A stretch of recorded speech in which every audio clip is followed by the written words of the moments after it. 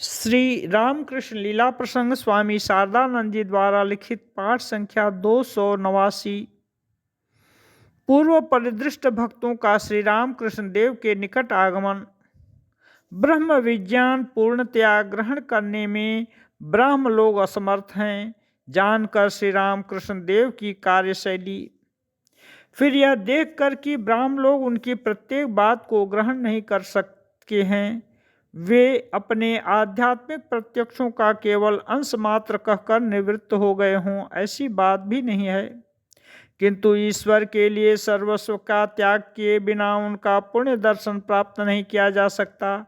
जितने मत उतने पथ, हर एक पथ के अंत में उपास्य देव के साथ उपासक की अभिन्नता प्राप्ति, मन और मुख एक करना ही साधन है तथा ईश्वर पर संपूर्ण विश्वास रखकर और उन्हीं पर निर्भर रहकर सत असत विचार पूर्वक सब प्रकार से फल कामना रहित होकर कर्तव्य कर्मों का अनुष्ठान करना ही उसकी ओर अग्रसर होने का मार्ग है इत्यादि।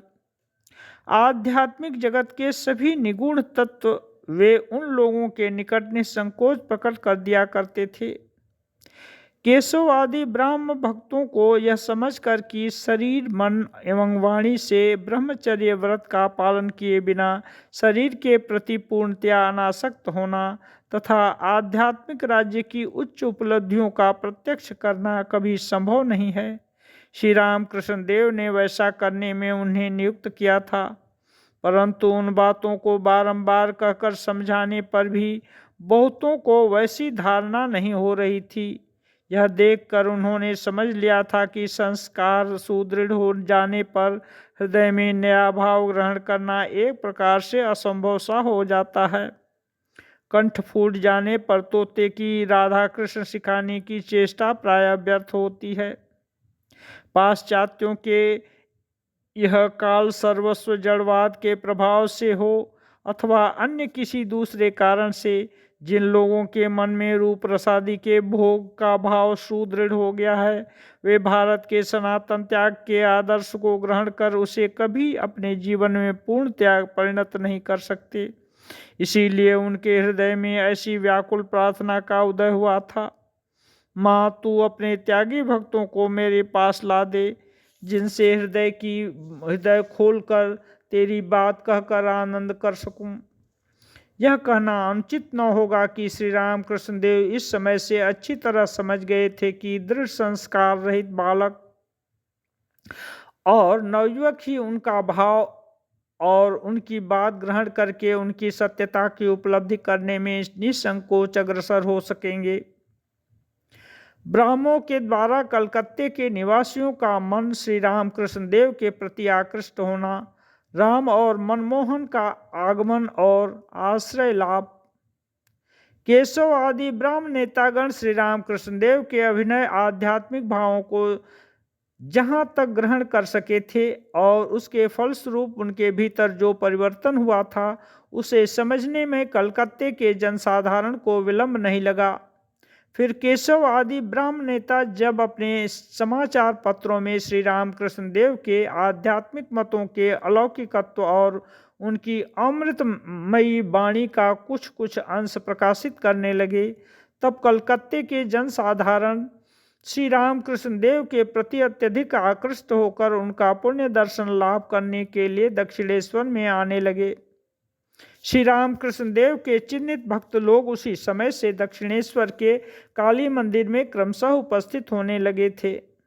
हमने सुना है श्रीयुक्त केशव चंद्र के साथ श्री रामकृष्ण देव की प्रथम भेंट के लगभग 4 वर्ष बाद बंगाब्द सन 1285 सन 1879 ईस्वी के अंतिम भाग में श्रीयुक्त रामचंद्र दत्त और श्रीयुक्त मनमोहन मित्र नामक श्री रामकृष्ण देव के 2 गृहस्थ भक्त केशव परिचालित समाचार पत्र में श्री रामकृष्ण देव की बात पढ़कर उनके समीप आए हैं। श्री रामकृष्ण देव का पुण्य दर्शन प्राप्त करने से इनके जीवन में किस प्रकार अद्भुत परिवर्तन धीरे धीरे हुआ था, उसे श्रीयुक्त रामचंद्र ने अपने बंगला ग्रंथ श्री रामकृष्ण परमहंस देवेर जीवन वृत्तांत में स्वयं प्रकट किया है। अतः उसका दोहराना आवश्यक नहीं है। संक्षेप में इतना ही कह देना यथेष्ट होगा कि ईश्वरार्थ में काम कांचन त्याग रूप श्री रामकृष्ण देव का जीवनादर्श पूर्णतया ग्रहण न कर सकने पर भी ये लोग उनके प्रति श्रद्धा और भक्ति के प्रभाव से त्याग के मार्ग में बहुत दूर तक अग्रसर हो सके थे। कष्ट से कमाए हुए धन का शुभ कार्य के अनुष्ठान में खुले हाथों व्यय करते देखकर गृहस्थों के भक्ति भाव का तारतम्य निर्धारित किया जा सकता है।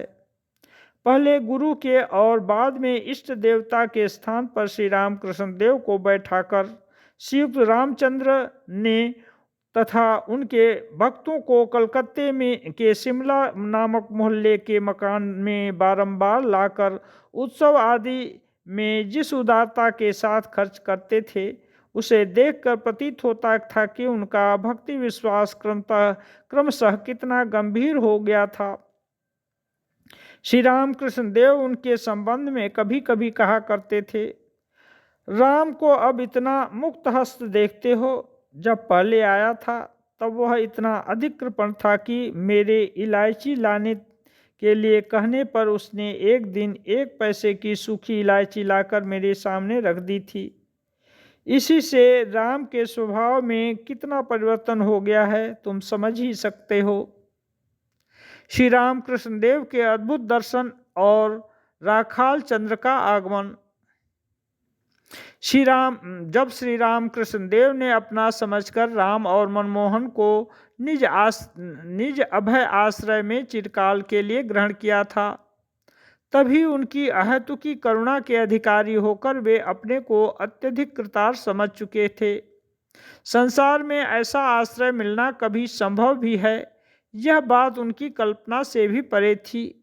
अतः कोई आश्चर्य नहीं कि अब से वे अपने रिश्तेदार या इष्ट मित्रों को उक्त आश्रय ग्रहण कराने की चेष्टा करने लगे। दिखाई भी पड़ता है कि श्री रामकृष्ण देव के साथ प्रथम साक्षात्कार के साल भर के भीतर ही वे अपने आत्मीय जनों को शनै शनै दक्षिणेश्वर में श्री रामकृष्ण देव के चरणों के समीप लाकर उपस्थित करने लगे।